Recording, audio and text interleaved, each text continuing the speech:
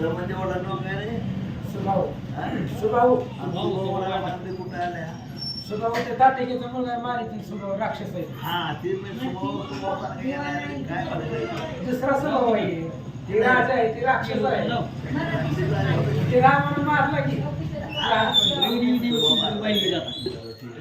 श्री गणेशाय नमः श्री सरस्वते नमः प्रभु श्री रामचंद्राय नमः ओम नमोजी जगत जीवना तुवा निर्दळिले दैत्य कानना पाळिले सकळ संत जना देवणी पाहना प्रेमाचा पांडुरंगा करो प्रथम नमन दुसरे चरण संतांचे त्यांच्या कृपादाने कथेचा विस्तार बाबाजी सद्गुरू दास तुका कथेचा अनुसंध आहे या ठिकाणी हा प्रभू रामचंद्राने अश्वमेध यज्ञ मांडलेले आहे आणि आता हा घोडा कोणत्या राज्यामध्ये आला राजाचं नाव नाही हा तर त्या ठिकाणी काळ आलेला कालचा वडा साहेब मागचा अनुसंधान सांगायला पाहिजे सुभाऊ नावाचा राजा आणि त्याच्या राज्यामध्ये हा घोडा आलेला आहे त्या दमन नावाच्या मुलाचं आणि प्रत्यक्ष भरताचा मुलगा पुष्कर याचं त्याचं युद्ध झालेलं आहे घनघोर युद्ध झाले दोघांनी एकमेकांना भेटीतून पाडलेलं आहे अशी अशी कथा आपण त्याला ऐकलेली म्हणजे या ठिकाणी आता एक एक राजाचा घोडा अडवताय त्याचे युद्ध करतायत हारले की ते देऊन जातात अशा प्रकारे कथा सुरू झालेली आहे आता पुन्हा एकदा पहिली वेळ वाचावी ओम नमोजी जगत जीवना तुवा निर्दळिले दैत्य कानना पाळिले सकळ संत जना देवणी पाना प्रेमाचा अशा प्रकारे ग्रंथ करते मला देवा तिने आतापर्यंत काय केलं म्हणजे अनेक पुत्र मारले नाही का आणि संतांचं रक्षण केलं असा तो परमात्मा परमेश्वर आहे त्याबद्दल बोलू लागले आई सदयाळ तू अससी नाम मात्रे जगतारीसी तो तू परात पर ऋषिकेशी वससी मानसी भक्ताचा अशावर हे ऋषिकेशी हे भगवंत आहे पांडुरंगा तू काय भक्ताच्या हृदयामध्ये आहे आणि दुष्टांचं निर्दळ करतो आहे नाही का आणि संतांचं रक्षण करतो असा तो परमात्मा परमेश्वर आहे ग्रंथ करते त्या देवाचं स्तुतिस्तवन करतात तारावे सकल जीव जंतू हा असे तव मनी हेतू मनोनी जगी अवतरलासी तू परी लोक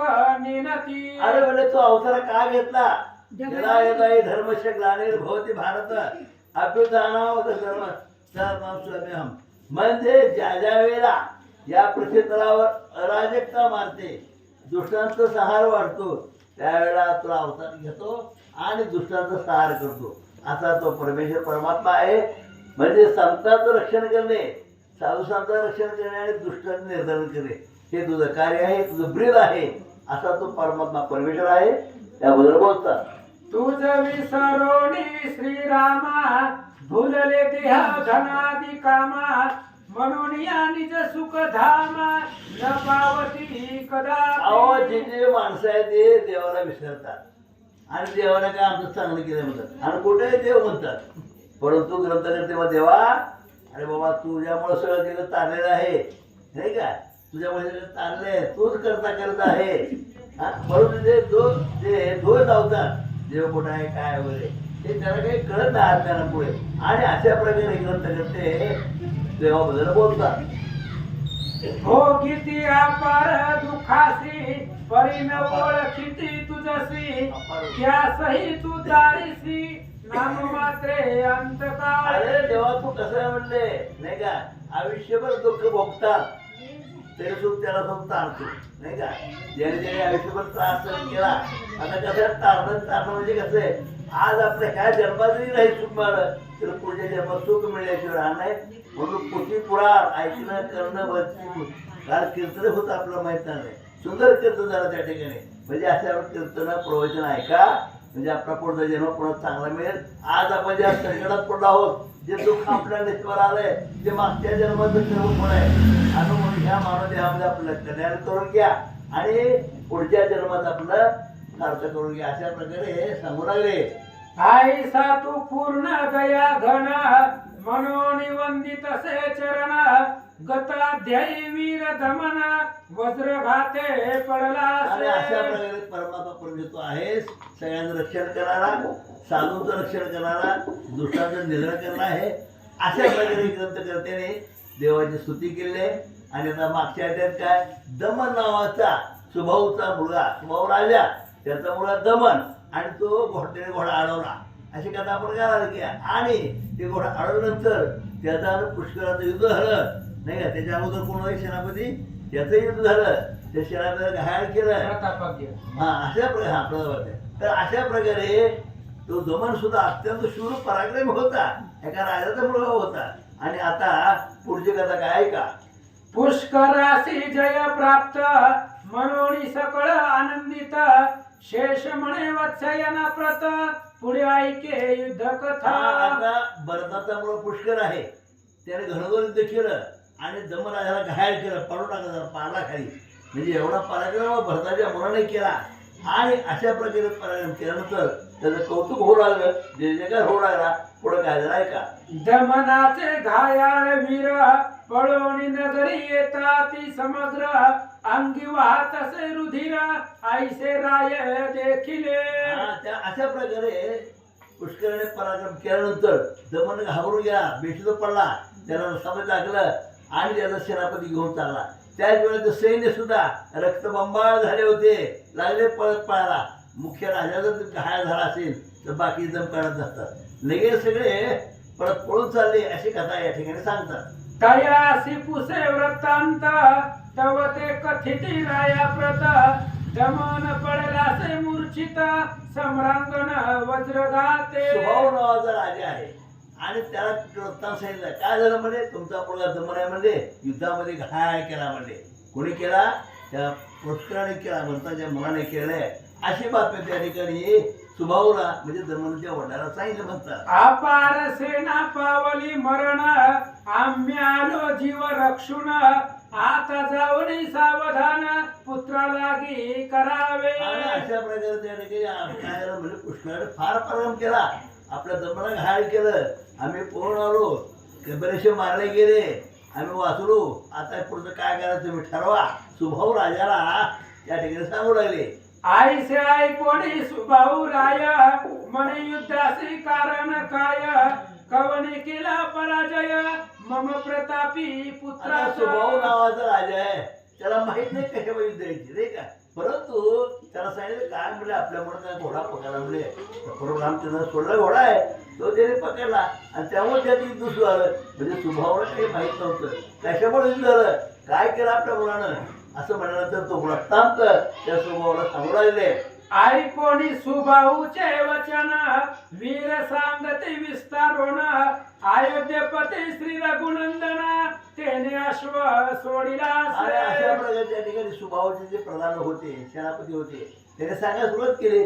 अहो म्हणे रामाने काय केलं म्हणजे यज्ञ मांडला म्हणजे त्या यज्ञामध्ये घोडा सोडलेला आहे आणि तो घोडा आपल्या राज्यापर्यंत पोहोचला आणि आपल्या दमनाने काय केलं, तो घोडा पकडला म्हणजे. आणि घोडा पकडल्यामुळं मग त्यांचे सैन्य रामाचे सैन्य होते ते त्याच्या अंगावर धावले. अशा प्रकारचा पराक्रम त्या ठिकाणी केला असं सांगू लागले.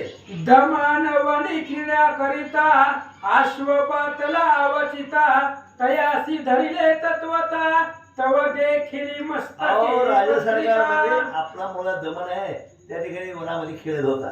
खेळत असताना तरी समोर तो घोडा आला, त्याला काय कोणाचा घोडा काय पाहिजे नाही, घोडा आला पकडला, पाठी वाचली ते बरोबर आमच्याचा घोडा आहे म्हणले, त्याने सोडले नाही.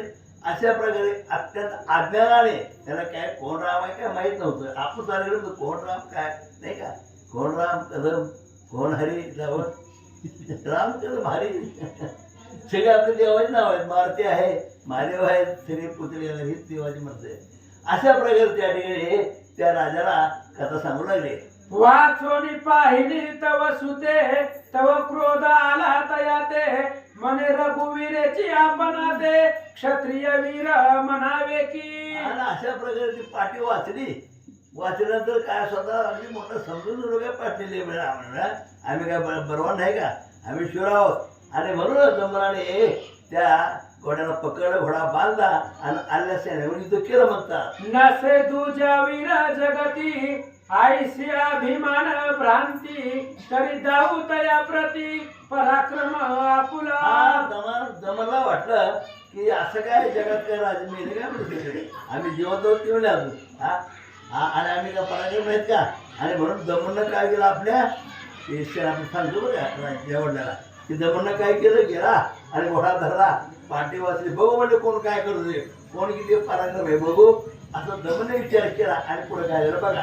आईसा निश्चय करून सिद्ध केले आपुले सैन्य इतुकिया माझे रक्षण करते वीर पातले. आणि अशा प्रकारे आपल्याला दमननं काय केलं घोडा पकडला घोडा बांधला शत्रू सैन्य सज्ज केलं कोणा राजा बघू म्हणजे असं म्हटल्याबरोबर आता परशुराम चंद्राची सैन्य होती शत्रू सैन्य होते नाही का शत्रू होता पुष्कर होता अनेक शहरामध्ये आणि अशा प्रकारे ते सैन्य धावून आले म्हणतात. तया माझी एक वीर सोडिता झाला अपार शर परिधमने सत्वर तया लागी पाडिले. आता या ठिकाणी युद्धाला सुरुवात झाली आणि या घोड्याच्या मागचा जो होता एक नाव काय त्याचं प्रताग्य तो आला अगोदर युद्धाला आणि आपल्या दमनं काय क्षणामध्ये त्याला संपूर्ण टाकलं घायल केलं. अशा प्रकारे पहिला पराक्रम दमनेच आपला केला. राजाला कथा सांगू लागली करून या जय जयकार वाद्य वाजविली सुस्वर तव दुसरा धनुर्धर पातला दमन विजय झाला बरोबर काय वाद्याचा ढिजर वाजला म्हणजे दनादन आद्या उडवल्या अनेक फटाके उडवले वाद्य वाजू लागले आनंद झाला. तेवढ्यात लगेच दुसरा कोणाला पुष्कर आला म्हणजे आणि त्या पुष्कराचं आणि आपल्या दमनाचं युद्ध झालं. पुढं तयासी केले युद्ध दारुण शस्त्र विद्या दाविली पूर्ण परिपुष्कराचे वज्र येऊन हृदयावरी आदळले. आणि अशा प्रकारे आपल्या मुलाचं म्हणजे दमनाचं आणि पुष्कराचं युद्ध सुरू झालं आणि भयंकर युद्ध झाल्यानंतर पुष्कराने अनेक बाण सोडले. आपला दमन घायाळ झाला किंवा पुष्कराच्या बाणाने घायाळ झाला. अशा प्रकारे राजाला ते प्रधान लोक सांगताय तेने झाली आईसी गती आता धावा समरा प्रती नदीसे आम्हा परिगती म्हणून तुम्हा निवेदितो. अहो म्हणजे आम्ही आता आपली काही गती बरी नाही म्हणले आपलं काही खरं नाही. आता आपला मुलगा दमन बेशूत पडला आहे तिथं पराक्रम शिव सगळे आहेत आपली काही गती खरं नाही. राज्य सरकार काहीतरी विचार करा नाही तर तुम्ही चला युद्धाला म्हणजे काहीतरी होईल पराक्रम होईल. अशा प्रकारे सेनापती राजाला सांगतात. आईसे ऐकता भूपाळ खवळे जैसा प्रलया नळ वाटे जाळील कानन शत्रू लागी प्रताप. अरे हा तो राजाच होता आणि मुलाने एवढा पराक्रम केला मग त्यालाही राग आला. आता काय हरकत नाही बघू म्हणजे मीच बघतो म्हणजे कोण आहे ते म्हणून त्याला राग आला. त्याने दृष्टा दिला तसं प्रलय अग्नीत भडकावा तसा हा भडकला नाही का. सापाच्या शिपटीवर पाय साप कसा चौथळतो तसाच चौथळा आणि हा राजा आता युद्धाला निघाला म्हणतात. सेनापतीसी आज्ञा करी सिद्ध सेना झड करी माझ्या पुत्रासी त्रासित वैरी कैसासे पाहिन मी. आता म्हणतो बघा त्याने म्हणतो स्वभाव म्हणतो कसला शत्रू आहे बघतो म्हणतो मी एवढा माझा पराक्रम मुलगा असताना त्याला घायल केलं त्याला बेशूत मारला असा कोण वीर आहे मी जातो आणि बघतो असा विचार त्यांनी मनामध्ये घेतलेला आहे. ऐकून या राजवचन सिद्ध केले चतुरंग सैन्य राया कारणे रथ जाना सुते सज्ज पैकेला. राजा लगेच ताबडतोब युद्धाला तयार झाला. आपलं चतुरंग तयार करा म्हणजे बघू मध्ये कोण किती पराक्रम आहे ते असा विचार राजाने केला आणि चतुर्मुख सेने घेऊन सुभाऊ नावाचा राजा आता युद्धाला निघाला. मग सुभाऊ राजा रथावरी आरुडला तेव्हा सत्वरी वाद्य वाजवणी एक सम्रांगणा चालिला. आता राजा त्या ठिकाणी युद्धाला आलेला आहे. चतुर्मुख सेने तयार झालेले आहे. इकडे परशुरामचंद्र सैन्य आहे चतुर्मुख घेऊन आलेला आहे पुष्कर आहे आणि इकडे हा राजा आला. आता दोघांचा तुंबळ युद्ध. मग सुभाऊ राजा रथावरी आरुडला तेव्हा सतवरी वाद्य वाजवून एक सरी समारंगणा चालिला. कथेचं अनुसंधान सुभाऊ राजा युद्धासाठी निघालेला आहे. आपला पोरगा सम्रांगणाच्या ठिकाणी पडला असं बघितल्याबरोबर रथावरती बसला निघाला. जेथे होता शत्रुघ्न वीर तया ठाई पातला सत्वर वाद्य वाजविले अपार जेने शत्रू धचक्यायचे. ज्या ठिकाणी शत्रुघ्न होता त्या ठिकाणावरती तो असणारा राजा येऊन पोचला. घनघोर वाद्य वाजवलं. सुभाऊ गेला युद्धासी वर्तमान कळले भरात यासी तुके गुणाम अजयासी केली सिद्धता. सुभाऊ युद्धाला निघालेली बातमी त्याच्या भावाला कळली आणि सुकेतू त्याचं नाव होतं त्याच्या सुभाऊच्या भावाचं आणि दोघे भाऊ युद्धाला निघाले. तो गदा युद्धा माझे निपुण तैसाच जाणे धनुर्वीर पूर्ण मल्ल विद्यास प्रवीण महावीर प्रतापी. आणि तू सुकेतू गदा युद्धामध्ये मल्ल युद्धामध्ये धनुर्विद्यामध्ये सगळ्यामध्ये प्रवीण होता. तो वैसुणी रथावरी चाली सकळ सैन्य भारी तेव्हा रणवाद्याचे गजरी दुम दुम दे आकाश. आणि तू निघालेला आहे अनेक प्रकारचं वाद्य वाजवलं गेलं आणि त्या असणाऱ्या वाद्यानं आकाश दुमदुमून गेलं. तैसेच सुबाहूचे तनय देख चित्रांग आणि विचित्र नामक सिद्ध करून सेना सकळीक किरण लागता निघाले. तसेच सुभाऊ राजाची मुलं चित्रांक आणि चित्रनायक अशा प्रकारचे असणारे चित्रांग आणि विचित्र अशी त्यांची नाव होती. रथावर बसले निघाले. इकडे सुबाहू रायराणी मूर्छित पुत्रा ते पाहुनी गैहोरोन अंतकरणी मने कवने तुझ ताडिले. इकडे सुभाऊनं पाहिलं आपला मुलगा मूर्छित पडलेला आहे. पाहिल्याबरोबर त्याला उठवलं सावध केलं आणि काय बोलू लागला. पुत्रण बोले काही वचन मग वारा घाली स्वहात करून नेत्री उदक लावून सावध केले तयाते. मुलगा काहीच बोलाना म्हणून त्याला मांडीवरती घेतलं वारा घातला पाणी शिंपडलं आणि सावध केलं. तैसा उठावा निद्रेतून तैसा उठला तयक्षणी चारी दिशा अवलोकोनी मने वैरी कोटी असे. तसा झोपेतून उठावा तशा पद्धतीने तो असणारा दमन उठला आणि उठल्याबरोबर शत्रू कुठे आहे म्हणून शोधू लागला. कोटे माझे धनुष्यबाण धाव आता मज लागून किरण लागत घेतो प्राण आईच्या परी वदत असे. आणि उठल्या उठल्या दमनानं बोलायला सुरुवात केली. कुठे आहे म्हणले माझं धनुष्यबाण द्या आताच्या आता त्या पुष्कराला माझा पराक्रम दाखवतो. ऐकून पुत्राचे भाषण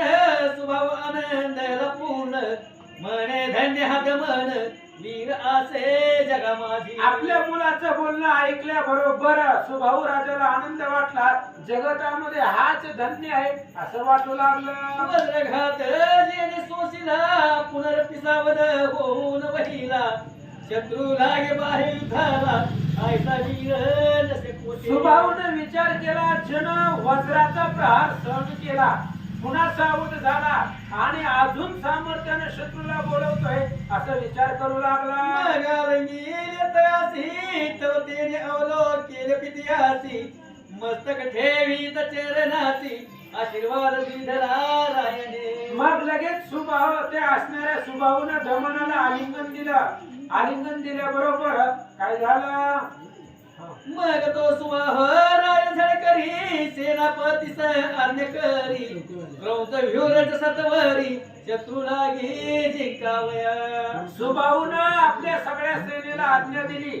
म्हणले आता क्रौंच पक्षी ज्या पद्धतीने असतो चोच असेल पक्षी असतील त्या पद्धतीने विहाराचा क्रौंच विहार निर्माण करा असं सुभाऊ सांगू लागला. आईची आज्ञा होत झालं तेने रचना केली तर पूर्ण दया माझी मुख्य सुजान कोण कोण ते ऐका. आणि क्रौंच विहार त्या ठिकाणी रचलेला आहे निर्माण केलेला आहे.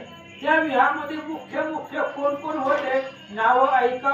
मुखाचे काही महावीर सुकेतू नामा रणधीर तैसाच कंठी धनुर्धर चित्रांग पुत्र रायाचा. आणि त्या क्रौंच विहाराच्या तोंडाला सुबाहूचा भाऊ असणारा सुकेती होता आणि त्याच असणाऱ्या विवाहाच्या दुसऱ्या बाजूला राजाचा मुलगा चित्रांग होता. कंठाच्या बाजूला असं सांगतात. दोन्ही पक्षी दोन सूत दमन आणि विचित्र योजित उच्ची आपण सुभाऊ राहत मुख्य स्थान जाणून. आणि त्या पक्षा पद्धतीने विवाह रचलेला आहे आणि त्या असणाऱ्या पक्षाच्या तोंडाला दमन आणि विचित्र यांना त्या ठिकाणी ठेवलं आणि शेपटीच्या बाजूला स्वतः समोर मुख्य असणारा दरवाजा आहे त्या शेपटीच्या बाजूने सैन्य आतमध्ये येईल म्हणून सुभाऊ तिथं राहिला. सर्व सेना मिळून विहरचना झाली पूर्ण शत्रूने करून अवलोकन विचार करिता झाला. सगळे राजे त्या ठिकाणी सेना मिळून ते असणारा क्रौंच व्यूह तयार केला. शत्रुघ्नानं पाहिलं काय म्हणतो, पुढे तयाचे वीर येऊन विद्ध होईल अतिदारुण तरी श्रोतेजना लागून दत्तदास प्रार्थित असे. पुढच्या अध्यायामध्ये त्यावेळेस आता असणारे ती क्रौंच व्यूह रचलेला आहे आणि आता शत्रुघ्नाच्या सैन्यामधलं कोणते व्यूह भेदायला जात आहे ते लक्षपूर्वक ऐका. इथे श्री पद्मपुराणे पाताल खंडे शेष वास्याचे रामाश्वमेध क्रौंच निर्माण प्रतिशोधा कुंडली कवरधारी विठ्ठल श्री ज्ञानदेव तुकाराम पंढरीनाथ भगवान